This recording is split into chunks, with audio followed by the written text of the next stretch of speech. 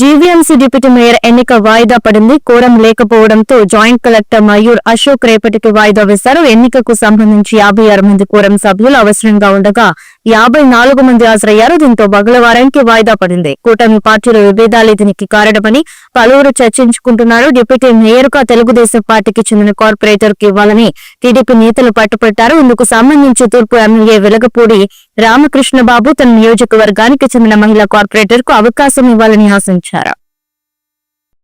Corporator కి deputy mayor ఇవ్వాలని అధిష్టానం నిర్ణయించిన మీదట ఈరోజు ఎలక్షన్ కి అటెండ్ అవడం జరిగింది.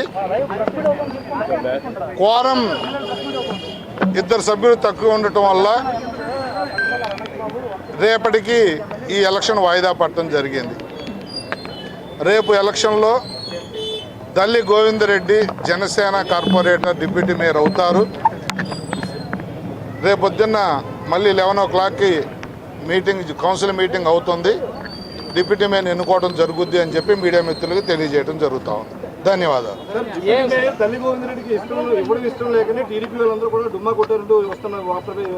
54 మంది వచ్చారు.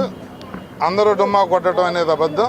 ఎమ్మెల్యేలు వచ్చారు, ఎమ్మెల్సీలు వచ్చారు, అన్ని పార్టీలు బీజేపీ జనసేన అయితే పూర్తిగా వచ్చారు. తెలుగుదేశం కొంతమంది రాలేదు. కారణం అయితే ఇంకా మాకు తెలియలేదు.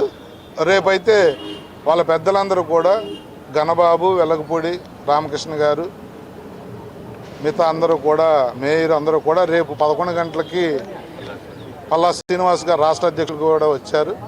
రేపొద్దున్న 11 గంటలకి డిప్యూటీ మేయర్గా దల్లి గోవిందరెడ్డి బాధ్యతలు తీసుకోబోతున్నాడు. ఇది తథ్యం. Thank you.